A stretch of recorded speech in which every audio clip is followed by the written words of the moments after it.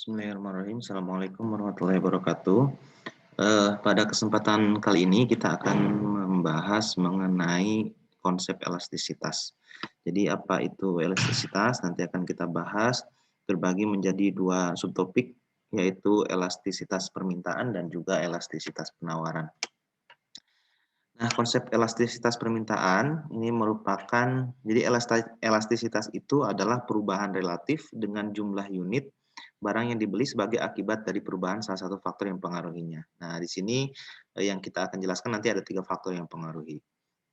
Faktor apa saja itu? Yang pertama harga. Jadi perubahan barang dibandingkan dengan harganya, maka jadilah elastisitas harga. Kemudian yang kedua, perubahan barang diakibatkan karena adanya perubahan barang yang lain. Nah, itu maka disebut dengan elastisitas silang. Sedangkan yang ketiga adalah elastisitas perubahan harga diakibatkan karena adanya pendapatan yang bertambah atau berkurang. Nah, jadi konsep elastisitas itu perubahan jumlah barang atau jumlah unit barang dibandingkan dengan faktor yang mempengaruhi. Ada 3 faktor. Harga, barang yang lain, kemudian juga pendapatan. Nah, yang pertama adalah elastisitas harga. Jadi yang disebut dengan elastisitas harga atau ED begitu ya, adalah persentase perubahan jumlah permintaan yang disebabkan oleh perubahan harga. Nah, tadi saya sudah sampaikan bahwa permintaan barang bisa naik, bisa turun diakibatkan karena perubahan harga, maka disebut dengan konsep elastisitas harga. Nah, rumusnya itu seperti ini, delta Q dibagi delta Q per delta P dibagi delta P, atau delta Q per delta P dikali P per Q. Nah, kalau misalkan kita lihat, maka ini adalah kurva dari permintaan. Cenderung kurva permintaan itu berbanding terbalik dari P dan Q. Ya, disebut dengan kurva permintaan. Contoh misalkan, kita mendapatkan fungsi permintaan QD sama dengan 60 min 10P. Di mana kalau kita lihat dari tabel bahwa ada titik A dan titik B. Jadi ketika harganya 4, maka kuantitas yang diminta 20. Ketika harganya 2, kuantitas yang dimintanya itu bertambah sejumlah 40. Nah, maka kita lihat di sini kurvanya tersedia bahwa ada titik A dan juga ada titik B. Nah, kemudian bagaimana cara menghitung elastisitas? Nah, elastisitas ini seperti tadi disampaikan di awal bahwa rumusnya seperti ini. Kemudian kita hitung titik ya dari elastisitas A ke B. Titik A ke titik B. Maka didapatkanlah elastisitasnya adalah min 2. Kemudian kita hitung sebaliknya dari titik B ke titik A. Maka didapatkanlah elastisitasnya adalah 0,5. Nah, yang disebut dengan elastisitas, walaupun ini di sini elastisitas A ke B itu adalah min 2, maka pada dasarnya elastisitas itu nilainya absolut. Jadi nilai min 2 itu sama dengan 2. Jadi tidak ada kata min dalam konsep elastisitas, sehingga min itu dianggap sebagai plus. Jadi min 2 itu sama dengan 2. Nah, maknanya apa di sini? Bahwa ketika elastisitasnya itu adalah 2 atau min 2, memiliki arti jika harganya naik 1%, maka barang yang diminta turun 2%. Ataupun sebaliknya, jika harga barangnya turun 1%, maka harga atau barang yang diminta itu akan naik sejumlah 2%. Nah, ini tentu memegang prinsip ceteris paribus, seperti yang sudah kita bahas di pertemuan-pertemuan sebelumnya, bahwa faktor-faktor lain itu dianggap konstan, misalkan faktor cuaca, begitu ya, selera dan sebagainya. Kemudian apabila kita lihat ciri-ciri dari elastisitas atau macam-macam elastisitas itu ada 5. Yang pertama ada elastis, begitu ya. Yang kedua ada unitary, kemudian inelastis, elastis sempurna, dan juga inelastis sempurna. Nah, permintaan yang elastis itu biasanya barang-barangnya barang yang umum kita beli di masyarakat. Misalkan, eee, Indomie begitu ya, kemudian juga barang-barang, kebutuhan-kebutuhan dapur misalkan atau kemudian baju gitu ya. Nah, itu biasanya permintaannya permintaan elastis. Nah, disebut di sini bahwa permintaan elastis ini adalah barang-barang normal begitu biasanya, barang-barang normal. Yang kedua ada permintaan elastis unitary, di mana permintaan elastis unitary ini, elastisnya sama dengan satu, nilai elastisnya sama dengan satu. Jadi ketika harga barang naik 1%, maka jumlah barang yang diminta itu turun 1%, ataupun sebaliknya. Nah, biasanya barang-barang seperti ini, agak agak jarang begitu ya, secara konsep bahwa ada permintaan elastis unitary atau elastisnya sama dengan satu. Tetapi, mungkin di dalam dunia nyata mungkin ada saja elastis sama dengan satu gitu ya. Biasanya barang-barang elektronik yang seperti ini, permintaan elastisnya sama dengan satu. Kemudian yang ketiga adalah permintaan inelastis. Nah, permintaan inelastis ini ketika tingkat elastisitasnya itu kurang dari satu, tapi biasanya lebih dari 0, atau 0, biasanya. Nah, barang-barang seperti ini biasanya barang-barang kebutuhan pokok. Contoh misalkan beras, kemudian minyak begitu ya, ataupun barang-barang pokok lainnya. Nah, yang seperti ini biasanya ketika harga barangnya naik, jumlah permintaan yang diminta itu tidak drastis turun. Biasanya kan kalau misalkan harga beras naik, tetap saja kita harus beli beras, tetapi mungkin kuota berasnya itu diturunkan, tidak terlalu banyak. Nah, ini biasanya barang-barang dengan tipe kebutuhan primer itu jenis elastisitasnya adalah inelastis. Nah, kemudian yang keempat adalah elastis sempurna. Nah, biasanya kebutuhan-kebutuhan seperti ini, elastis sempurna ini adalah kebutuhan-kebutuhan yang barangnya sangat banyak atau biasanya konsumen itu tidak terlalu memikirkan kualitas, yang penting harganya segitu. Contoh misalkan kita membeli kertas HVS gitu ya, jarang kita memikirkan mereknya apa, yang penting misalkan harganya itu satu rimnya itu sekitar 30.000, maka kita cari yang red 30.000 gitu ya. Jadi biasanya ciri-ciri permintaan elastis sempurna ini ketika suatu produk harga barangnya naik gitu ya, maka biasanya permintaannya turun drastis begitu. Karena produk lain mungkin ada yang rate-nya masih di harga yang kita inginkan. Nah, ini biasanya barang-barang dengan tipe seperti ini disebut dengan permintaan elastis sempurna. Nah, kemudian yang kelima, yang terakhir adalah permintaan inelastis sempurna. Nah, ini biasanya barang-barang seperti ini adalah barang-barang yang sangat urgent. Contoh pada dunia kedokteran, kita tidak pernah mempermasalahkan harganya, yang penting kuantitinya, gitu ya. Harganya mungkin semakin naik juga kuantitinya tetap yang diminta juga akan sama. Contoh kemarin pada saat pandemi ini kebutuhan masker, begitu ya, harganya naik juga permintaannya mungkin tetap stabil begitu, karena eh,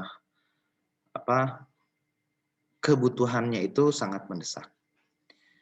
Nah, kemudian kalau kita lihat dari koefisien elastisitas permintaan itu ada dua koefisien. Yang pertama ada elastisitas titik.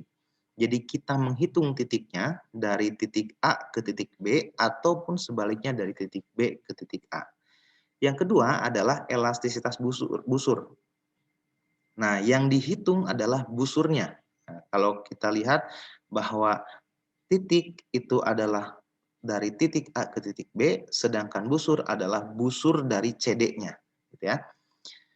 Kalau dilihat secara matematis, elastisitas titik itu ada dua. Jadi ada dari A ke B ataupun dari B ke A. Tadi seperti yang sudah disampaikan di awal. Rumusnya sama dengan yang tadi. Kemudian elastisitas busur, nah perbedaannya di sini. Apabila elastisitas titik itu P dan Q-nya tidak dirata-ratakan.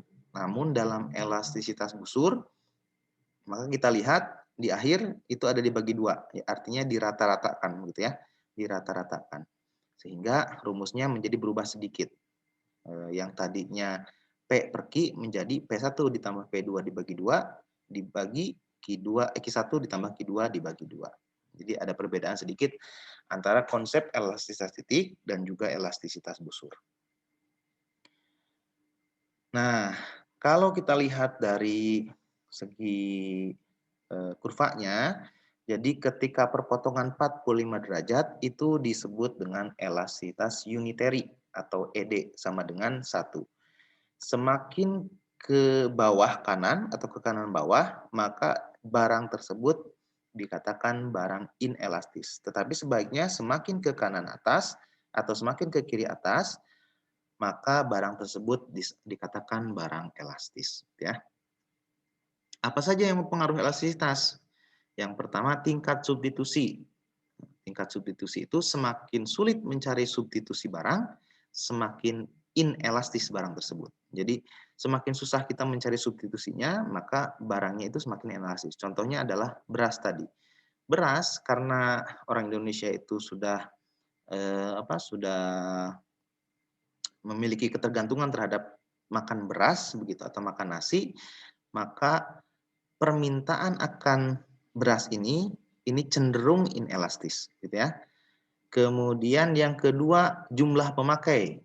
Semakin banyak pemakai, maka semakin inelastis. Nah, sama juga seperti tadi, beras gitu ya. Itu semakin banyak yang pakai beras, maka barang tersebut cenderung inelastis. Kemudian yang ketiga, proporsi kenaikan harga terhadap pendapatan konsumen. Jadi makin besar proporsi makin elastis. Contohnya misalkan semakin pendapatannya semakin naik, maka barang-barangnya itu cenderung elastis, gitu ya. Kemudian yang keempat adalah jangka waktu. Jadi tergantung barangnya. Kalau barang-barang durable itu biasanya inelastis, tetapi kalau barang-barang non durable cenderung elastis, gitu ya. Kemudian yang kedua, tadi yang pertama adalah elastisitas harga, yang kedua adalah elastisitas silang. Nah, elastisitas silang ini adalah kecenderungan perubahan permintaan suatu barang disebabkan terjadi perubahan harga barang lain. Jadi barang A berubah diakibatkan barang B juga berubah. Maka kedua barang itu disebut dengan elastisitas silang. Nah, persamaannya sama dengan yang tadi sebetulnya. Jadi konsepnya sama untuk persamaannya, namun nanti yang dibedakan adalah harga barang A dan permintaannya di barang B. Begitupun sebaliknya, misalkan permintaannya atau harganya di barang B, permintaannya di barang A. Nah, apabila elastisitasnya itu lebih besar daripada 0, maka disebut barang substitusi. Jadi ada dua komoditi, kalau misalkan elastisitasnya lebih daripada 0, maka disebut barang substitusi atau barang yang saling melengkapi atau maaf, barang yang saling menggantikan. Contoh misalkan daging sapi dengan daging ayam. Kalau misalkan tidak ada daging sapi, mungkin daging ayam menjadi menjadi alternatif yang kedua. Begitupun kalau misalkan tidak ada daging ayam, maka daging sapi menjadi alternatif yang kedua. Nah, kedua barang ini disebut barang substitusi atau barang yang saling menggantikan. Nah, apabila elastisitasnya kurang dari 0, maka barang tersebut dikatakan barang komplementer atau barang yang saling melengkapi. Contoh misalkan antara bahan bakar minyak dengan mobil, gitu ya, barang yang saling melengkapi. Tetapi apabila 0 elastisitasnya, maka barang tersebut adalah barang netral atau tidak saling berhubungan. Nah, ini untuk elastisitas silang. Kemudian yang ketiga adalah elastisitas pendapatan. Nah, pendapatan ini kecenderungan perubahan permintaan diakibatkan karena adanya perubahan pendapatan di masyarakat. Jadi perubahan permintaan barangnya itu berubah naik atau turun diakibatkan karena adanya pendapatan yang naik atau juga turun.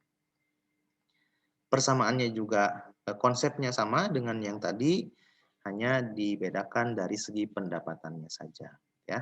Kalau tadi konsepnya konsep harga, kalau sekarang konsepnya konsep pendapatan. Nah, misalnya jika penghasilan konsumen meningkat 10%, maka permintaan barang X meningkat sebesar 15%. Nah, koefisien elastis pendapatan terhadap permintaan barang X adalah bla bla bla begitu ya, tinggal dihitung.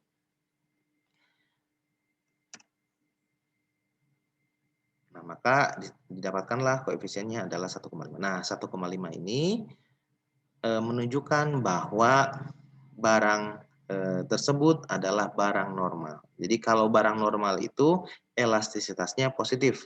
Tapi kalau negatif maka disebut dengan barang inferior. Barang itu. Kemarin sudah dibahas apa itu barang inferior. Nah, barang superior juga sama, elastisitasnya positif, gitu ya. Kemudian yang terakhir adalah elastisitas penawaran. Jadi sebetulnya konsepnya sama saja dengan elastisitas permintaan. Jadi hanya bedanya kalau tadi barang yang diminta, namun sekarang adalah barang yang ditawarkan produsen. Kalau tadi ada 3, yaitu yang faktor penentunya adalah harga, kemudian pendapatan, dan juga barang lain. Nah, kalau elastisitas penawaran cenderung ke perubahan harga yang disebabkan oleh perubahan harga barang. Nah, secara prinsip, pengukuran rasio perubahan yang terjadi dalam elastisitas penawaran sama dengan metode pengukuran dalam elastisitas permintaan. Jadi, rumusnya juga sama, hanya bedanya adalah kalau tadi barang yang diminta, sekarang adalah barang yang ditawarkan oleh produsen. Nah, metode pengukurannya juga ada sama, ada elastisitas titik dan juga ada elastisitas busur. Nah, faktor yang mempengaruhi elastisitas penawaran itu ada tingkat substitusi substitubilitas atau tingkat substitusi gitu ya dengan produk yang lain. Kemudian ada perubahan harga input atau perubahan harga yang diakibatkan karena harga-harga inputnya meningkat atau menurun. Kemudian pertumbuhan modal, kebijakan pemerintah dan perekonomian, persaingan dan pertumbuhan pangsa pasar potensial. Nah, kalau lihat dari segi grafiknya, kalau misalkan grafiknya 45 derajat seperti ini, maka disebut elastisitas unitary sama dengan yang tadi, sama dengan 1 gitu ya. Elastisitasnya sama dengan 1. Semakin ke kiri, maka semakin inelastis. Semakin ke kanan, maka semakin elastis. Ini konsepnya hampir sama dengan yang tadi. Nah, apabila tidak dipengaruhi oleh jumlah barang, harganya tetap, kemudian jumlah barangnya yang berubah, maka barang tersebut dikatakan elastisitas sempurna. Tapi apabila harga barangnya tetap, permintaan tetap, walaupun harga barangnya itu naik dan turun, gitu ya, maka disebut inelastis sempurna atau elastisnya sama dengan 0. Nah, itu saja mungkin yang bisa saya sampaikan pada konsep elastisitas ini. Silakan setelah ini kalian mengerjakan tugas-tugas yang saya sudah siapkan pada e-learning, kemudian nanti bisa dikumpulkan. Terima kasih saya ucapkan. Billahi taufiq hidayah. Assalamualaikum warahmatullahi wabarakatuh.